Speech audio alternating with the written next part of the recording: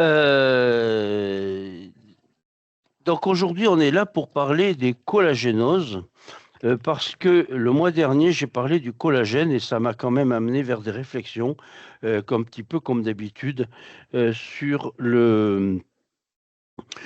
sur la suite, parce que, il y a un problème avec le collagène, mais il y a aussi des problèmes parce que chaque fois qu'il y a des soucis avec le collagène, il peut y avoir des maladies qui sont incluses et donc des collagénoses qui sont des maladies auto-immunes pour la plupart, mais qui sont un petit peu compliquées dans le sens où on va faire partie de ces maladies orphelines où la science est en train de pédaler et comme vous savez, je ne suis pas un chercheur, je suis un trouveur.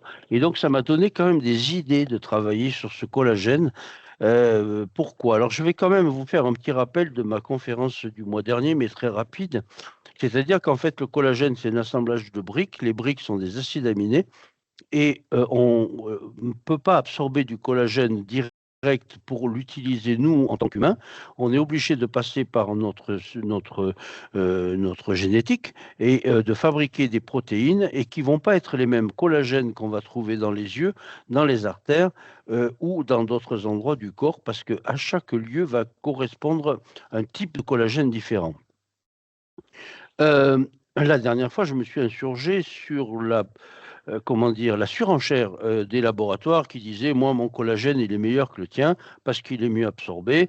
Moi, le mien, il colle mieux. Moi, le mien, il est de porc. Le mien, il est de poisson. Le mien, il est de cochon. Et il est de bœuf. Et puis, il y en a même qui disent qu'ils ont du collagène marin ou du collagène végétal. Alors, ça, c'était mon petit coup de gueule de la semaine dernière, enfin, oui, il y a un an, il y a un mois. Et là, ça me fait réfléchir et aboutir à des solutions, d'une part, et la compréhension bien meilleure et la différence qu'il peut y avoir entre les différents collagènes utilisés dans le corps à chaque niveau du corps par des enzymes spécifiques qui m'a fait aboutir au bout d'un mois de travail euh, sur des conclusions que je vais livrer aujourd'hui. Alors, déjà, le- la différence entre l'albumine. L'albumine, c'est ce qu'on trouve dans le sang qui permet un peu que le corps fonctionne, le sang fonctionne, la lymphe fonctionne avec, pour la viscosité, les échanges électrolytiques et également euh, le transport de lipides et le transport dans le sang. Mais la, l'albumine de l'œuf, toutes les albumines, là aujourd'hui on est en train de parler de protéines. On reparlera à la fin des polysaccharides, de la glycation et on parlera aussi des bêta-glycanes. Mais ça, c'est pour le final. Donc, les collagènes sont des endroits très spécifiques, avec des collagènes, on en dit qu'il y en a 6, d'autres 13. Bon, la différence entre les différents collagènes, c'est que c'est le taux de proline et d'hydroxyproline à l'intérieur du collagène, la longueur de la chaîne, mais en sachant que le collagène, c'est toujours trois, j'étais parti sur les colloïdes, trois chaînes colloïdales interpénétrées les unes dans les autres, qui ont des connexions internes à l'intérieur de la molécule de collagène et qui ont des connexions externes, sachant que, par exemple, on peut avoir des collagènes de type 1 et des collagènes de type 3 qui vont être agglomérés les uns avec les autres pour avoir des fonctions spécifiques à certains endroits dans le fonctionnement du corps. Et le scoop que je vais vous proposer aujourd'hui, c'est qu'en fait, tous ces collagènes qui font partie plutôt du côté de la constitution du corps, mais également du côté lymphatique. Vous savez que la lymphe est quand même tout le système lymphatique qui va lui être plutôt axé sur les défenses immunitaires, est plutôt constitué de collagène, alors que le sang est plutôt constitué d'albumine. La différence n'est pas grande. Et la différence avec la gélatine n'est pas grande. C'est juste l'endroit où on va faire certaines choses qui vont faire que on va pouvoir utiliser les mêmes briques. Les briques, c'est les acides aminés. Il y a 20 acides aminés essentiels que le corps humain n'est pas capable de fabriquer.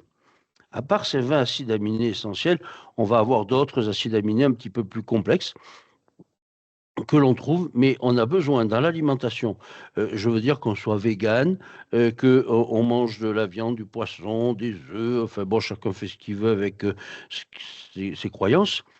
Euh, on a besoin, pour un corps humain, nous sommes des omnivores, donc on peut manger de tout, et ce dont le corps a besoin, il va le trouver dans l'alimentation. Sachant que le collagène ou n'importe quel acide aminé que vous allez absorber par la bouche va passer par l'estomac, va passer par l'intestin, va passer par les enzymes, les protéases, et va être absorbé ou pas par l'intestin. Donc, une des chutes tout à l'heure sera qu'en fait, il faut avoir un intestin correct pour pouvoir absorber les acides aminés, pour pouvoir fonctionner correctement. Voilà pour le rappel, le résumé de ma conférence du mois dernier. Deuxième partie, les collagénoses. Si vous faites des recherches, en fait, les collagénoses, il y a toujours une problématique entre la fabrication du collagène, des gènes, sans jeu de mots, entre le gène génétique et le collagène qui fait de la colle, bien que. Bien que, parce qu'en fait, on se rend compte que beaucoup de maladies orphelines, je vais citer dans les collagénoses qui sont des maladies, des inflammations du tissu conjonctif, le lupus érythémateux, la maladie de Sjögren, la dermatomyosite, la sclérodermie, le purpura, les fibromyalgies, la maladie de Crohn et mucoviscidose, et toutes les maladies auto-immunes qui passent justement par la transmission liée au collagène. Je pense que les chercheurs devraient beaucoup plus travailler à l'heure actuelle sur des méthodes anciennes, les méthodes anciennes qui étaient les cristallisations sensibles, que sur la CRP et la vitesse de sédimentation, bien qu'on a quand même des outils à l'heure actuelle, on a des outils euh, pour les acides aminés et puis toutes les maladies auto-immunes que l'on peut traiter et surtout identifier grâce aux anticorps antinucléaires. Parce que le collagène, et en fait, comment expliquer? Très simplement, parce qu'aujourd'hui, on est là pour simplifier les choses. Le collagène, il n'est pas présent visuellement par nos anticorps, par nos systèmes réticulo-endothéliales, donc par notre lymphe. Le collagène, lui, il est à l'intérieur. Vous avez toujours une zone où il y a des polysaccharides, l'acide hyaluronique, le collagène qui est plutôt intérieur, et puis après, vous avez tout ce qui correspond à l'océine, tout ce qui correspond à des protéines de structure. Chaque fois qu'il y a une lésion, quelle qu'elle soit, le collagène est à nu. S'il est à nu, ça va donner une information au système immunitaire, aux globules blancs, les basophiles, les eosinophiles, les lymphocytes, qu'il y a un problème. Et là, ils vont agir. Mais souvent, ils surréagissent à ce qu'ils pensent être une agression. Par exemple, si vous avez une plaque d'athérome qui s'en va, quelque part dans votre système artériel, à ce moment-là, le collagène est à nu, et à ce moment-là, les globules blancs interviennent, mais ça peut aussi être, dans le cas du fibrinogène, une réaction normale, parce qu'il y a un caillot qui va se former pour éviter qu'il y ait hémorragie. Le fibrinogène est un collagène. Donc, tout ça est très compliqué et je pense que la science devrait s'impliquer un petit peu plus dans des recherches antérieures à ce que l'on sait actuellement, même si par l'électrophorèse des protéines, par les recherches d'anticorps, par tout ce qu'on peut comprendre, et heureusement que la science avance, peut-être il faudrait faire un pas en arrière. Parce que les chercheurs de 1950 à 1980 et qui ont travaillé sur toute la cristallographie des protéines, de l'albumine, qui ont fait des recherches, et ben même s'ils n'avaient pas les outils actuels, ils étaient quand même pas trop idiots non plus. Il ne faut pas croire à ça. Voilà. Donc, aujourd'hui, je vais être assez, comment dire, court, parce que la dernière fois, je me suis insurgé sur la guerre des collagènes. Et aujourd'hui, je m'insurge contre la guerre des scientifiques qui, chacun dans leur coin, vont rechercher sur des maladies qui sont liées au collagène. Et c'est évident, puisque c'est une inflammation du tissu conjonctif, une collagénose, c'est une inflammation du tissu conjonctif. Et toutes ces maladies qui sont rares, on les appelle des maladies orphelines, en fait, elles sont systématiquement liées à un déficit de collagène ou une problématique de collagène ou un problème de génétique qui ne fabrique pas le collagène qu'il faudrait.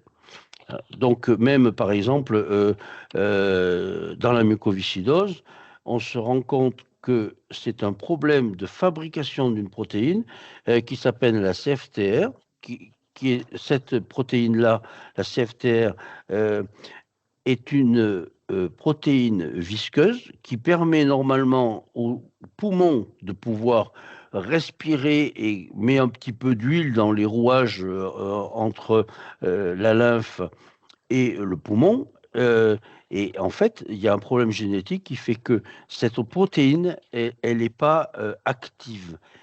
Et elle n'est pas active où? Elle n'est pas active sur les échanges entre le magnésium et, et le chlore.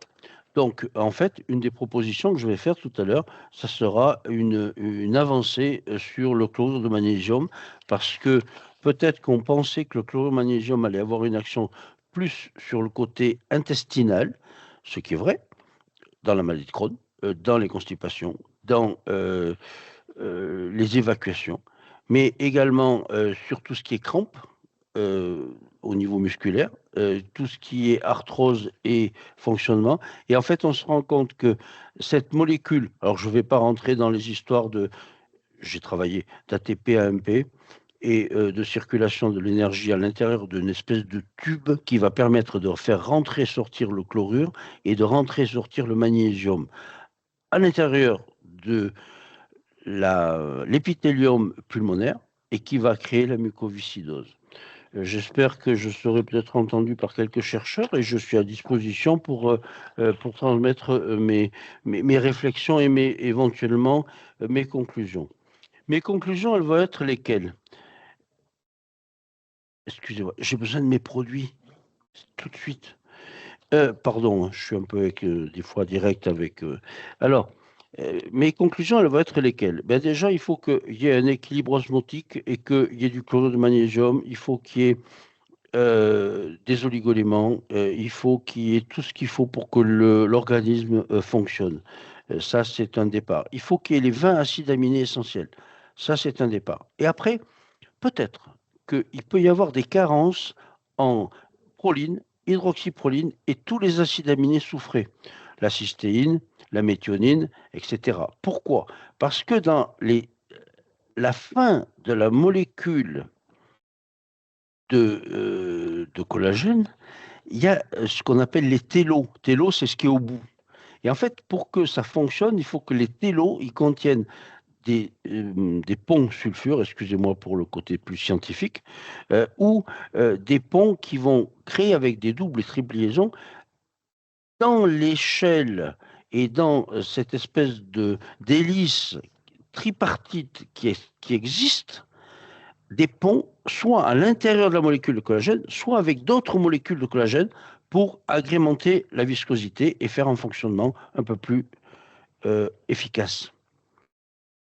Donc, mangez ce que vous voulez, ça c'est sûr.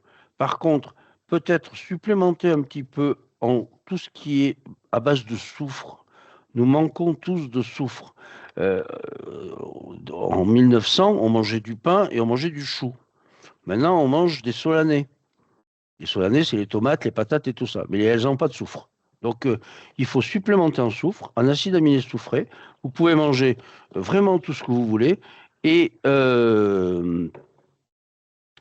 en fait, si vous souffrez d'une maladie auto-immune ou de ce qu'on va qualifier d'une maladie orpheline, à ce moment-là, faut vraiment se pencher sur le côté de tout ce qui est les collagènes, en sachant bien que quel que soit le collagène, quel que soit l'albumine, quels que soient les acides aminés que vous ingérez, qu'ils soient végétaux ou animaux, en fait, le problème, il faut que vous puissiez fournir à votre organisme des briques pour fabriquer un mur. Alors, bien sûr, je ne vais pas parler pour rien. Je parle pour qu'il y ait des conclusions et qu'on puisse quand même s'occuper de la maladie de Crohn. Il faut quand même qu'on s'occupe de la maladie de Horton, de la maladie de Raynaud. Et il faut qu'on s'occupe des dermatomyosites, des sclérodermies, des purpuras, des fibromyalgies, la maladie de Crohn, des mucoviscidoses. Et donc, déjà, l'alimentation, c'est la base de la solution. Après, vous avez, je ne sais pas où se passe mon truc, il est là, pardon. Bon, toujours, il faut que l'intestin fonctionne. Si il ne fonctionne pas, donc Symbiocil, c'est un mélange de prébiotiques et de probiotiques, mais très large, avec des champignons, avec du chou, avec du soufre, avec des probiotiques et des prébiotiques d'une façon large, mais pas issus de l'industrie laitière. Après, vous avez tout ce qui est, alors c'est là où c'est un peu ma chute, c'est-à-dire que le collagène, c'est une protéine, on est d'accord. Hop, tac, tac, ça marche. C'est une protéine. Mais vous avez également d'autres produits qui vont permettre une viscosité à la fois du sang, de la lymphe et des tissus. Donc vous avez tout ce qui est champignons, parce qu'ils contiennent des bêta-glycanes. Le bêta-glycane peut être une alternative pour que fonctionne votre organisme d'une façon un petit peu plus fonctionnelle, pardon, grâce au bêta-glycane, parce qu'il faut qu'il y ait cette viscosité, il faut que notre état, par les végétaux ou par les animaux, puisse créer un état colloïdal, parce que la vie, c'est le colloïde. Donc ça, c'est les bêta-glycanes que je viens de vous présenter. Là, maintenant, je vous présente l'acide hyaluronique. L'acide hyaluronique, hop, je vais y arriver. Tac, voilà. Hop, ça me cache, mais c'est pas grave. Algae pavonica contient de l'acide hyaluronique. Dans une peau, vous avez en premier tout ce qui est des polysaccharides. Donc l'acide hyaluronique est un polysaccharide. Au milieu, vous avez la membrane de collagène et dessous, vous avez les protéines de protection et puis l'élastine qui va faire qu'il y a une élasticité, un fonctionnement beaucoup plus profond. Donc, algae pavonica, acide hyaluronique, ça va agir sur la partie de l'épiderme. Tous les collagènes sur le derme et au-dessous, vous avez les tissus de soutien. Mais il faut qu'il y ait les trois et à tous les niveaux, que ce soit une artère ou la peau. Alors après, bien sûr, il ne faut pas oublier qu'il vous faut des acides aminés, mais il vous faut aussi des oligoéléments.